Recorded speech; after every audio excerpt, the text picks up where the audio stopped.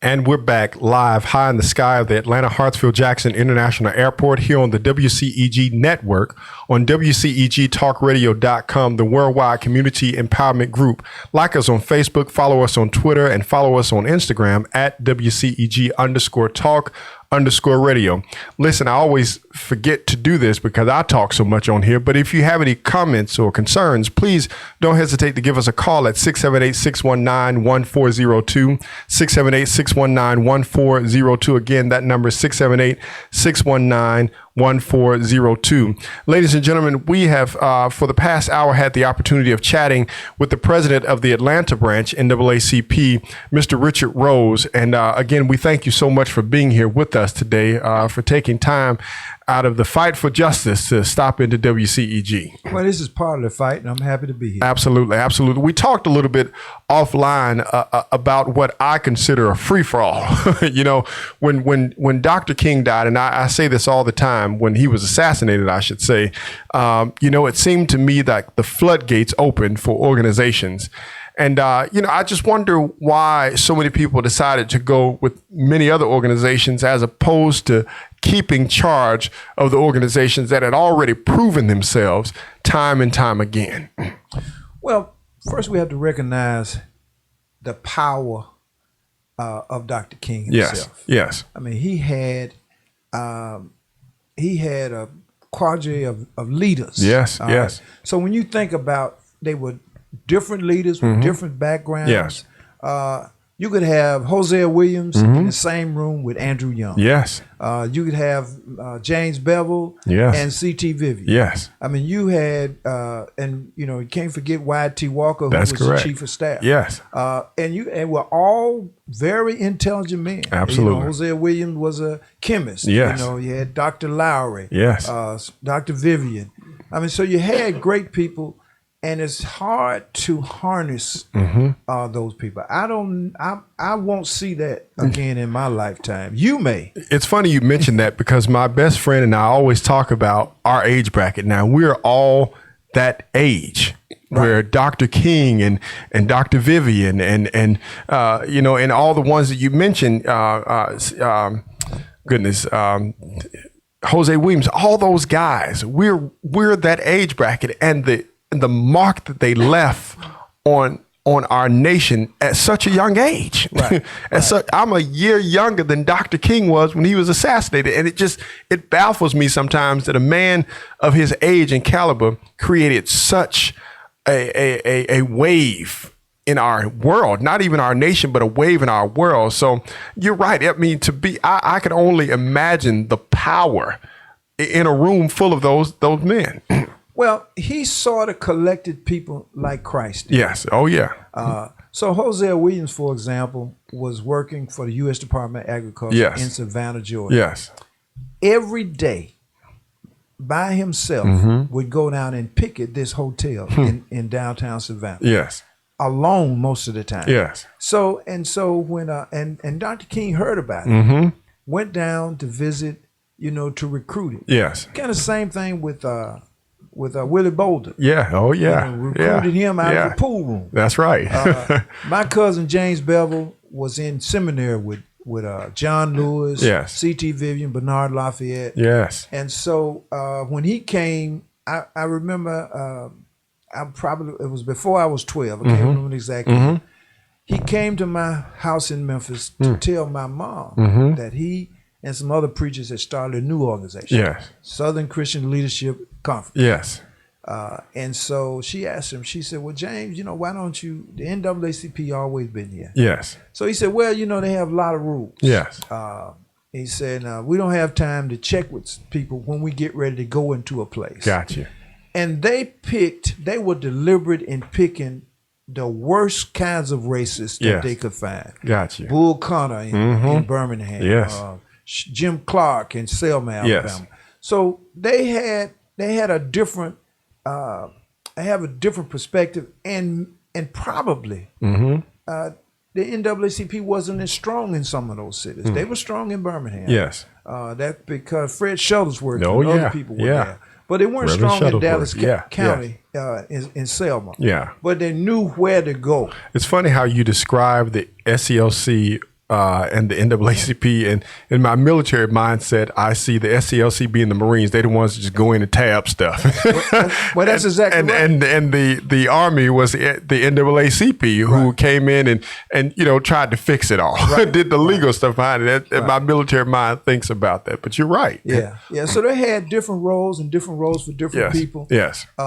It was a thing of genius. Yes. It was beautiful to behold. Yes. When I came to Atlanta, as a matter of fact, my cousin James had come to the house. He knew I was coming to Atlanta, and he told my mom. He said, "Well, Richard can learn, could just hang around with us. He can learn more than he can over there at that college." Yeah. She said, "Well, if you go and get Richard out of that college, I'm gonna kill you." Yeah. It ain't gonna take nobody else. Right. Yeah. So it was like I was off limits for a while until I finished school. Gotcha. And then I could join up. That's a good story. I like that. But that just proves the importance that your mother saw on education, but also the importance of service. Right. I want him to get his education, but he will serve. But first, he needs to get his education. That speaks volumes, and I wish that there were more parents like that in today's society. I like what you said about the brand. The brand of the NAACP speaks volumes. It carries a weight, if you will, and in truth, most people of racial folks don't want to deal with the NAACP because they know that when the NAACP is coming, it's coming with a force and with a mission. Right, comes with a mission. Absolutely. And there's no big civil rights victory has happened without the NAACP. You're right about it. You're right about it. We had some students doing voter turnout, and I was talking to them about the NAACP, and the Montgomery bus boycott came up. This student said, she was a senior, said she thought the Montgomery bus boycott was a SNCC project. I said, well, SNCC was founded several years later. Right. In fact, the Montgomery Improvement Association grew out of the NAACP. Yes. And what most people don't understand is that the bus boycott did not turn the tide. No, it did not. It did not. What turned the tide was Fred Gray and Thurgood Marshall going to court. Yes. And not only that, the plaintiff that they won with was not Rosa Parks. That's correct. I can't remember the other lady's name. I can't remember the name. Yeah, but I know exactly who you're talking about. Two other people. Yes. And it was a white lady that was supposed to be on. She opted out. The pressure from her family made her drop out as a plaintiff. Yes. So the NAACP has been there. I wish the NAACP was not needed. But it is. But it still is. We must have it. We still have voter suppression. We still have don't have equity in education. Correct. Of course, don't have economic equity. Correct. And we don't have equal justice. Yes. The sentencing disparities are the same. Justice is for sale. Yes. And without resources, we can't buy enough of it. Correct. So you're absolutely right about that. We still have these problems, but we have to stay vigilant. Every working black man and woman in America ought to be a member of the NAACP. I agree. It's $30 a year for an annual. That's $2.50 a month. Yes. A life membership can be had for $750 that you can pay over 10 years. Yes. That's $75 a year. We got some millennials that spend $75 on the bar every Friday. One just did it out in the time that you and I were talking here. There was no question about that. So, but for me, it's not about me. Right. I don't get stopped for driving while black anymore. I got this gray hair. Yeah. But it's about the people that come, my granddaughters and my great-grandchildren come. I'm fortunate. I came from a different perspective. Yes. I had great parents. They lived a long time. Yes. I figure I got another 20 years. Yes, sir. And I'm going to spend it working for this community. Yes. That makes a huge difference. Again, as we started this conversation about service, and it excites me, it fuels me. And sometimes I must admit, Mr. Rose, I kick myself for not being as engaged as I had previously been. But in some instances, I have fallen into that category that we mentioned before. I'm busy trying to make a living. Right. But I don't sleep on what takes place around me. I always encourage and share with my children. Last year, I think it was, that we went to Selma. That was last year. We went to the 53rd commemoration of the March on Selma. And, I have teenagers. And so, I know that sometimes they get bored with my conversation with them, but I made it a point to share with them everything that was taking place. Every person that was there that had some significance with the march, or somebody who knew a story about it, I made sure that they talked with and learned something from them. Because if they don't hear from me, they have to hear from somebody else. And there's enough messages being disseminated out here to young people that are for the bad, that we should make sure that we are disseminating the good information for them. But it was an experience for me. And I will tell you, in all my life, and I used to sometimes come across Highway 80, that is, down there, I think it's 80, when I would leave Mississippi and go over to Columbus, Georgia, where my family is from. Right. And, I would pass through that place knowing the significance of it, but never really taking the moment to stop. And last year when we went there and we crossed that bridge, I felt a sense of relief. I felt a sense of pride and a sense of people. And it made me to realize anytime I get an opportunity to walk the mile, if you will, that Dr. King or the civil rights leaders walked, I just get a great sense of pride and urgency for me and for my people. And I wish that we could bottle that and serve it like we serve everything else, because it needs to be. And I think some people want to know. I think the failure that we face is ignorance. And it's not that people are stupid. It's just they don't know. They don't know. And we have to do, and I say we, I'm talking about all of us, a better job of making sure we share the stories. Your stories should be recorded. My youngest sister, one of the youngest sisters, she was I think a sophomore or junior in high school, and they went down to the King Center. And I had honestly forgot, Mr. Rose, that I had done this. But when I was a junior in high school, they came over to the illustrious, the renowned, the best kept secret in the city of Atlanta, Booker T. LaFleur Washington Comprehensive High School. And they did, because this was Dr. King's high school, and they interviewed a bunch of us students. And that video still to this day is playing in the King Center. And I completely forgot that I was on it. And she came and told me, she said, I looked up and there you were. And I'm telling my classmates, that's my brother. And they said, no, that ain't your brother. That's not your brother. She said, that is, that's my brother up there. So even then, as a young person, I was fortunate to have been surrounded by people whose stature and stories are like yours. And it resonated with me. We have to find a way to, to pour this. I hate to say it, but open their mouths, open their brains, and just pour this knowledge into them about the importance of the NAACP and what it can do for their life and what it can do for the lives of those that they surround, and what it will continue to do for years and generations to come. You made a statement here that you wish that we didn't have to. And I know how you meant it. You wish that we didn't have to have the NAACP, but we have to, because injustices still exist. Racism still exists. He may be dead, but Bull Connors still exist. And we see it everywhere. Every day. We take over 1,000 calls a month seeking help from the NAACP. And because of the notoriety Atlanta has, we get calls from everywhere. I'm sure. This morning, 2 ladies drove over from Anniston, Alabama, seeking help. And we couldn't help them except give them a little bit of advice. But is that kind of, we in a crisis mode. Yes.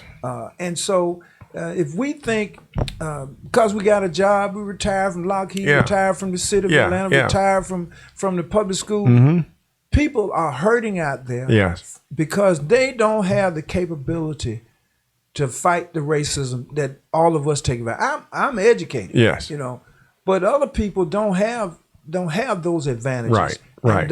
And they need help. They need help. Our brothers and sisters need help. Involvement. How do we get people involved in the NAACP? First, join. Yes. Then we send out emails and letters out to see what's going on.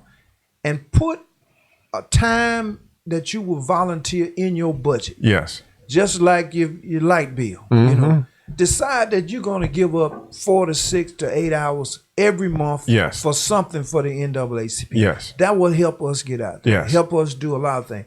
We do research. You know, we research. We know everybody who voted for and against Senate Bill 77, which further protected Confederate monuments. Yes. And we emailed them. You know, we sent a letter to the NCAA and to ask them, consider going somewhere else up than Atlanta to play the Final Four. Yes. Atlanta is home to the largest shrine of white supremacy in the history of the world. This is true. We also sent letters to each of the leaders of the black fraternities and sororities.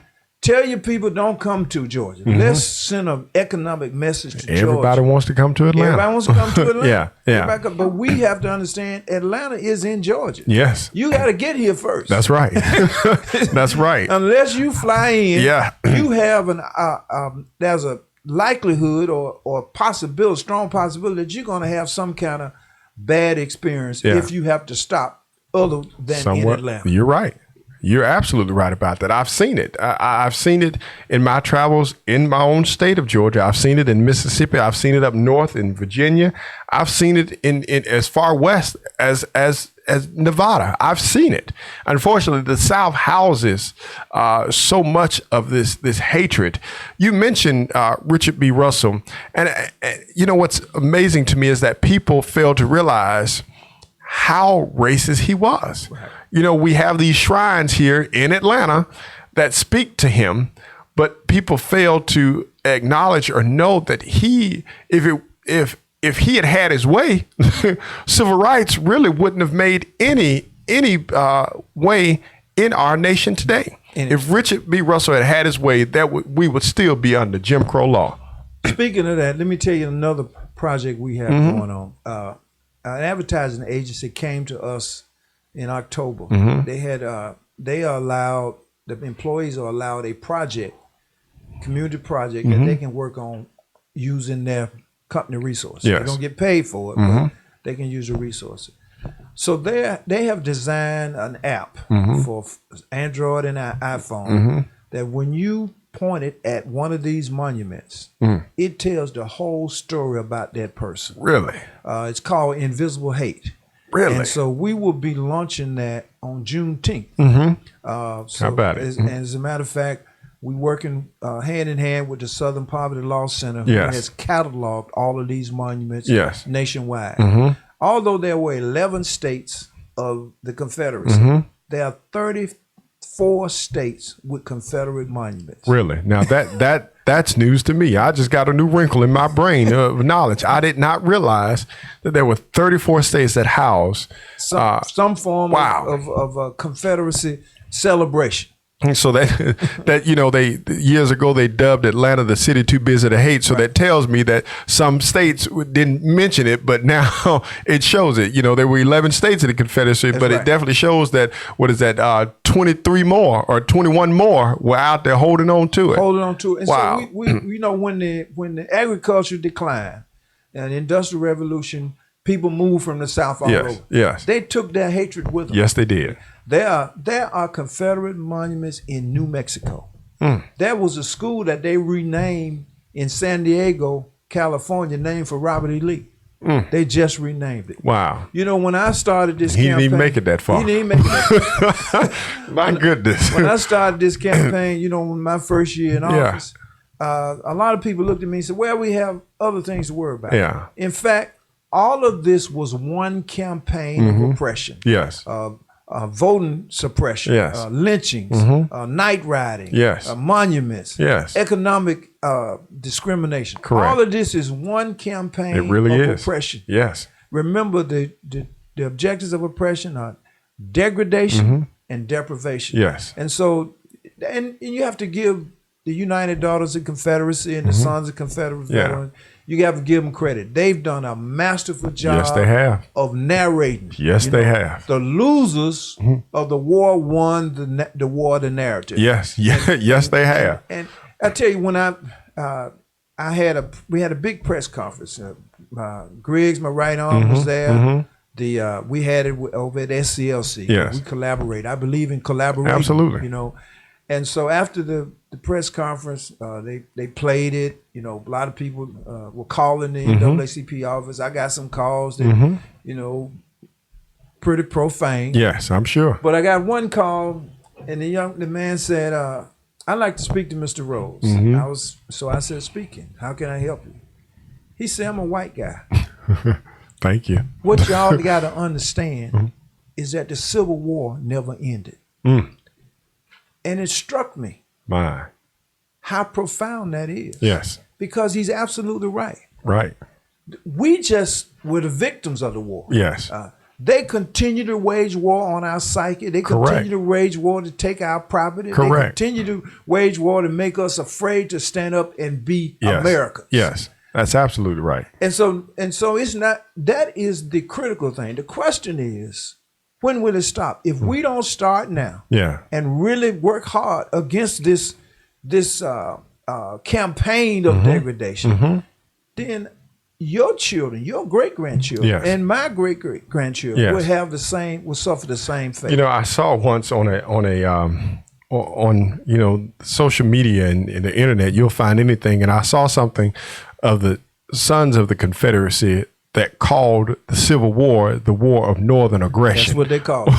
That's exactly the War of Northern Aggression. Right. And it just amazes me. And you really hit the nail on the head. Is that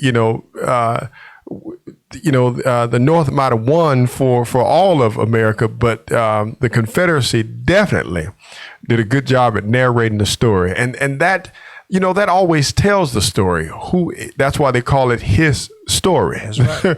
Because whoever gets the ability to tell it first will always tell what they believe should have been the answer. So here's a question as we're mentioning them. Have there been any talks, or have you or anybody ever reached out to the daughters or the sons of the Confederacy to just talk, to have a conversation? You know, when I speak to young people, sometimes I tell them denial is the enemy of truth. It's not a river in Egypt either. That's right. Denial is not a river in Egypt.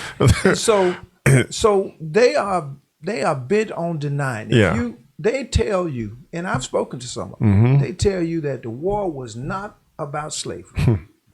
It was about the tyranny of the North and taxes. And I say to them, tell me what civilization doesn't have taxes. You know, the reason Jesus was born in Bethlehem is that Caesar said, go back where they know who you are. Absolutely. And pay your taxes. That's it. You had to come pay. You got to come pay. So it couldn't have been about taxes. If you look at all the documents, now, you know, a lot of people write, you can write your own book. Of course. Right? But the documentation tells the story. Georgia's Declaration for the Cause of Secession, in the first line, the first sentence, talk about the issue of African slavery. Wow. Alexander Hamilton Stevens was the vice president of the Confederacy and of Georgia governor. He did the famous Cornerstone speech in 1861. He made it clear what this story is about. It's about maintaining their economic base, which was maintaining the capture of black and women, men and women in perpetual slavery. They called it their way of life. It was their way of life. That is their way of life. They said, we want to maintain our way of life. That's exactly right. And so they won't let the racism part touch them. They won't tell them. One of the calls I got after that press conference said, well, you know, the slavery wasn't about racism. It's about economics.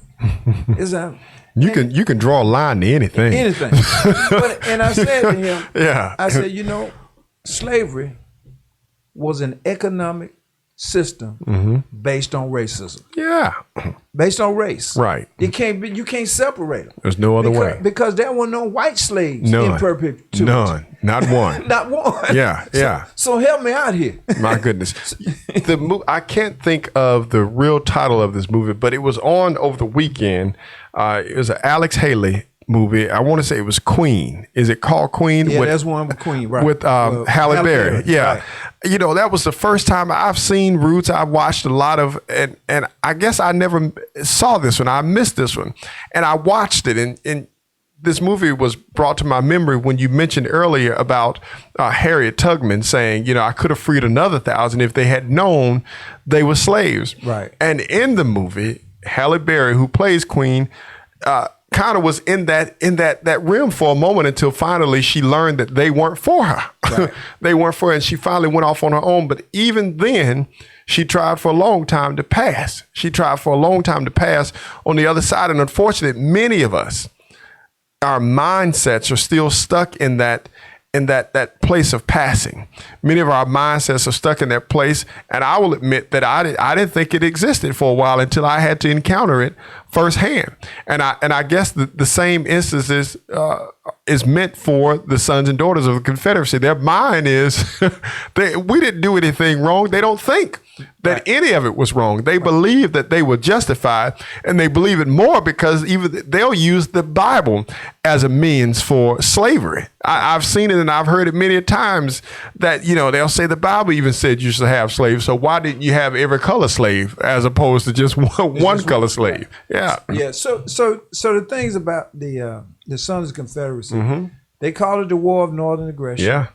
The fact of the matter is, their ancestors that they are so proud of, who didn't own slaves, were duped into laying their lives on the line to fight for somebody else's well-being. That's exactly right. Now, that's the bottom line. Yeah, that's exactly right. They say, the statistics say only about 9% of white folk, you know, had property or slave. And so what were the rest of them fighting for? So they convinced them that if you can be the lowest, no education, but you better than the best black man. That almost sounds familiar in today's society. It sounds like it comes from the leader of our, that's crazy. That's the same message that's being disseminated today from the highest levels of our nation. Absolutely. And that's amazing to me that even today that people believe that without question. And they will run with it. No, you could be, as they call, I love catfish, but they say catfish are bottom feeders. So you could be a bottom feeder and still believe that you are better than a black man. That's right. That's right. That's amazing to me. It is, and understand these people, you're talking about from cradle to grave. Yeah. They've been convinced that, and when government, through all of these monuments, they co-sign on it. They endorse white supremacy. They advance it as if, hey, this is acceptable. Yes. We have to say, this is not acceptable. And old Mississippi saying I got from my folks is that we have to refuse to be mistreated.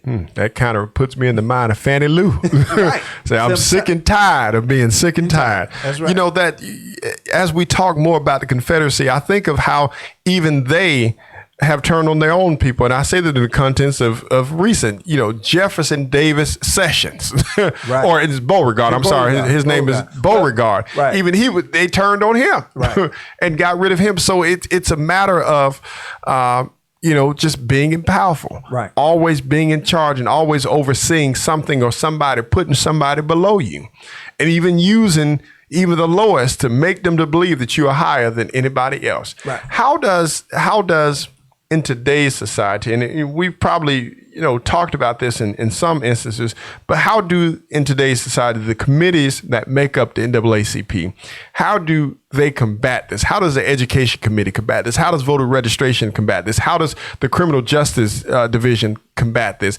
How does the volunteer arm combat this? How do they combat this type of stuff? So education is a big deal. Yes. And what we developed a position paper. Mm-hmm. And basically we started talking about elementary school. Mm-hmm. And then it expanded basically from cradle to adulthood, including what happens in juvenile court. Yes. You know, a few years ago, we beat back a Georgia constitutional amendment that would have allowed the governor to appoint an education czar to take over schools. Correct. Yes, right? I remember this. Yes. The state-run schools have the worst graduation rates in the state. They are the worst. So we work on pushing those school systems to include what we need to make our students better, to make up for a sense of equity. Correct. Not equality. Yes. But equity. Correct. All right. So when you got a kid, my son grew up, he's always had a computer in the house. Yes. But some of those other students, we got to figure out a way how to introduce them to computers early. Right. All right. And so they need the sociological inputs. You know, it's hard for a student to learn if the last meal they got was lunch when they left school. Listen, they can't focus. Can't focus. Yes. Or if so much noise going on that they couldn't sleep. Yes. Or if they didn't have a place to sleep. Correct. A quiet place to sleep. Correct. Or any place to get home with. Yes. So we have to understand all of that. The bottom line is racism that created poverty. Yes. That keeps us, so many of us, in the places where we are now. Correct. Tell me, has this changed? There was a time in which the school to prison pipeline began at 3rd grade. Now I've heard that it is now even less than that, at kindergarten. Well, as soon as they get in a public setting with combined, it can start then. My God. And you know how do you suspend a 5-year-old from kindergarten? Yes. How do you do that? Yeah. How do you? I mean, you know, come on.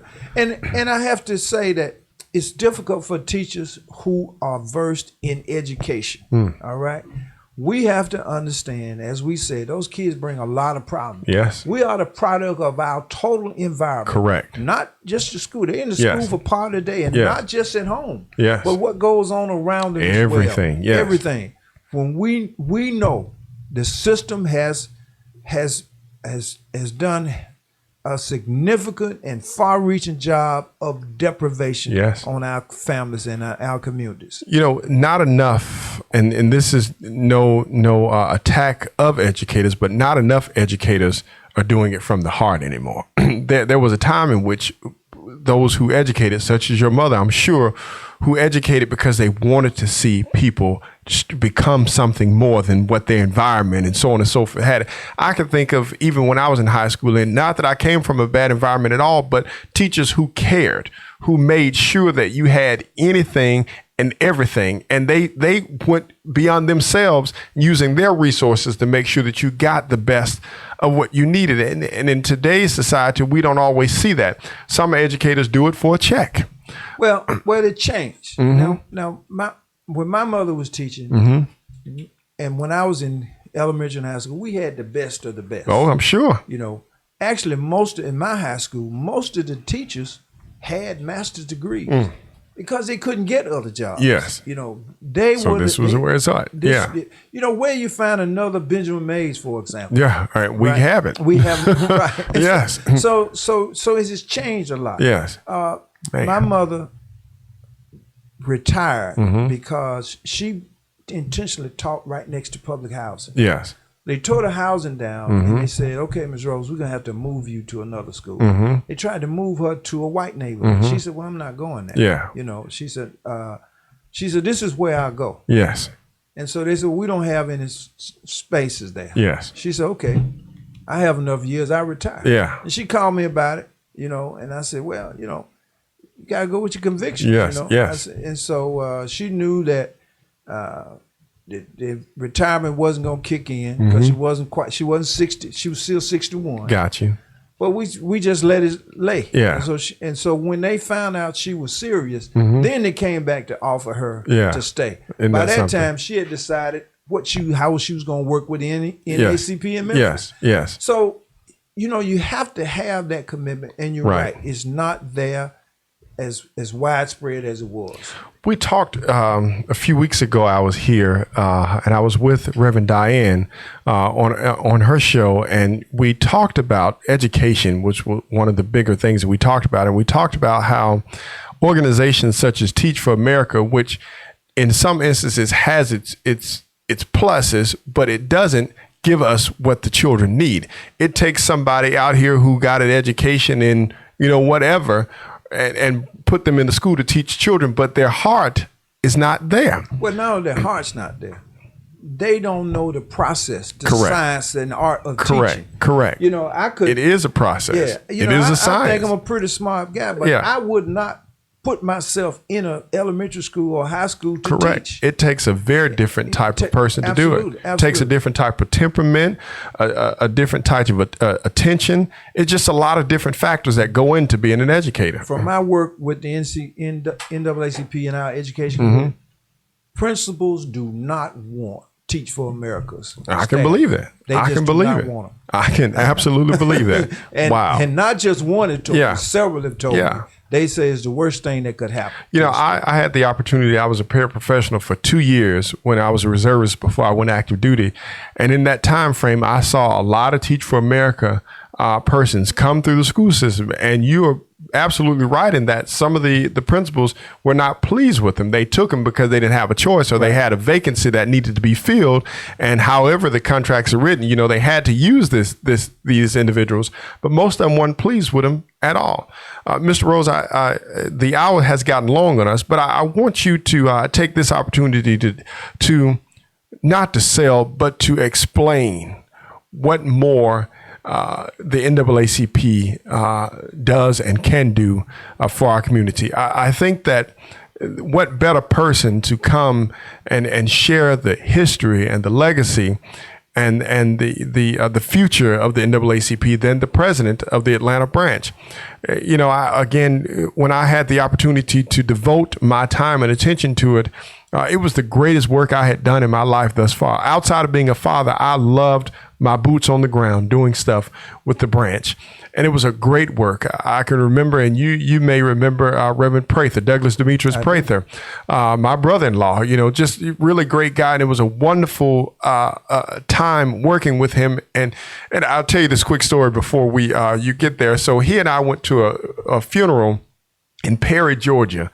And for whatever reason, when we were passing a field of cotton, he said, Joe, I've never even really held or touched a cotton plant. I said, Prather, you got to do better in life. I said, not that it's something that you want to get out here to do, but you got to get out here and do it.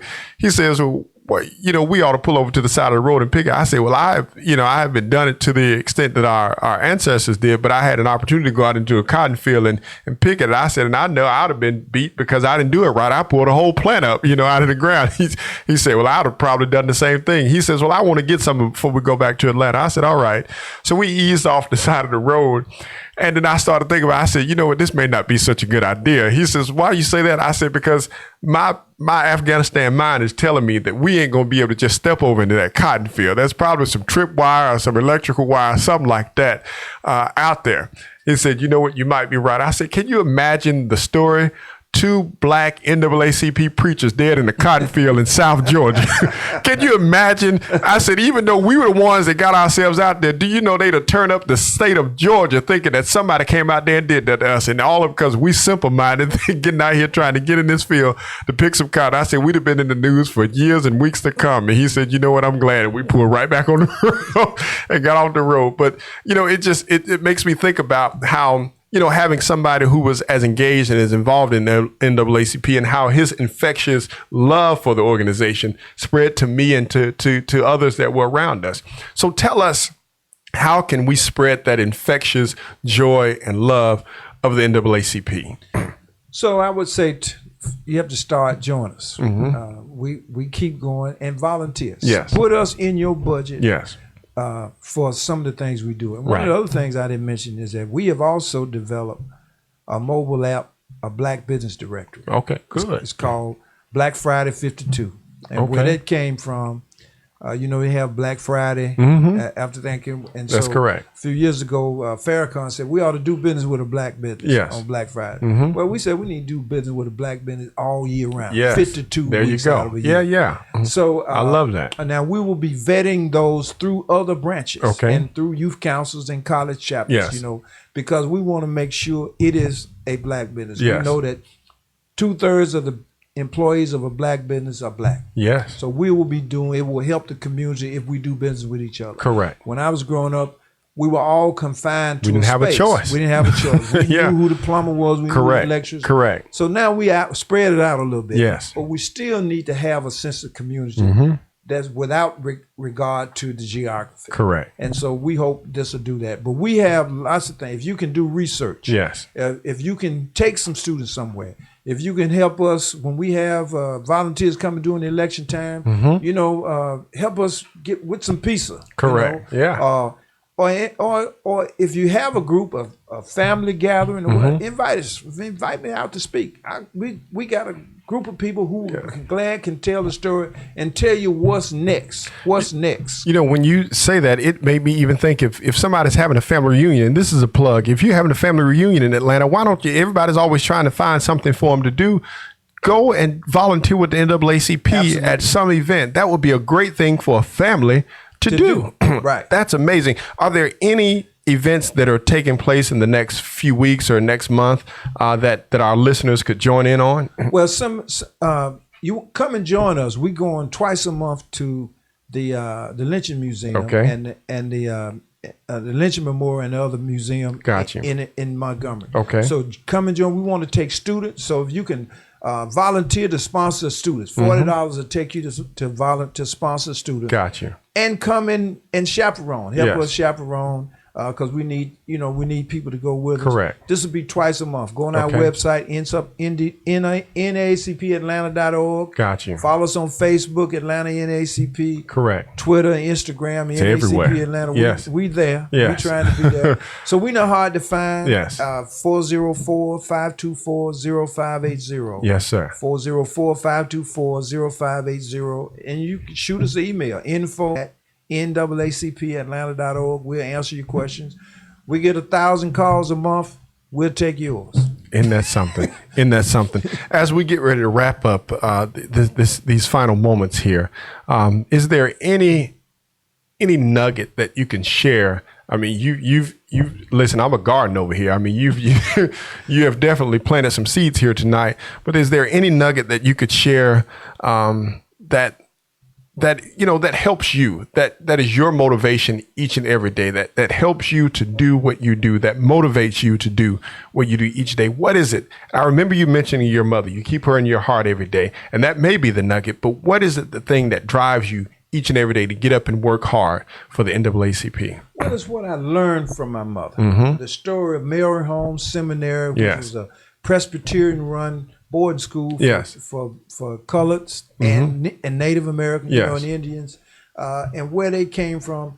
But what really drives me is what's going to happen to these children now and those that come. Yes. I have to do something to make their lives better than what I experienced. Yes. And I didn't have a bad life. Correct. I knew how to negotiate. But there's something more. Yeah, but there is something better. The stories we get, all those calls that we get when people have been mistreated because they didn't know any better, they couldn't do any better. Correct. That keeps me rolling. Listen, I can think it, your mother being an educator, she probably would tell me that there's no such thing as a AA. So I try to keep myself from saying NAA, but it's become so catchy that you say it so easily. But the NAACP, Mr. Rose, I thank you so very much for joining us this evening here on the WCEG network. I mean, it's been an honor. It's been a privilege to have you here. I look forward to having you back, sir, without question. Well, just invite me. Absolutely. If anybody, wherever you want us to go, we'll go, because we have to get together. We can make ourselves better, recognizing what we have to overcome. Yes, sir. We have to know what it is. Absolutely. That's a true statement. If you don't know what you're chasing, then you'll never get there. Absolutely. You don't know what you're after, you'll never get there. Ladies and gentlemen, we have been live, here on the WCEG network, on WCEGTalkRadio.com, the Worldwide Community Empowerment Group. On this, The People's Choice, your host, Joe Flint. We've shared in the past hour and a half, or almost 2 hours, with the president of the Atlanta branch of the NAACP. Look, I'm still saying NAACP branch.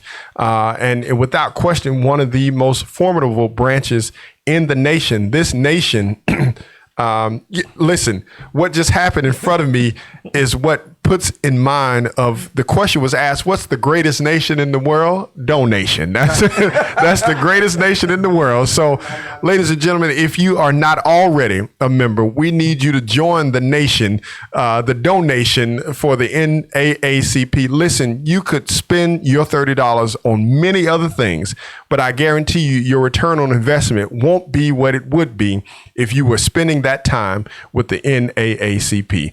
Mr. Rose, I thank you so much for being here. You've been an awesome guest this evening, and believe it or not, I'm gonna pick your brain a lot more from here on out, sir. Well, you have my number. Thank you so very much. Ladies and gentlemen, you have again listened live to the People's Choice on the WCEG network on WCEGtalkradio.com. Good night. Good night.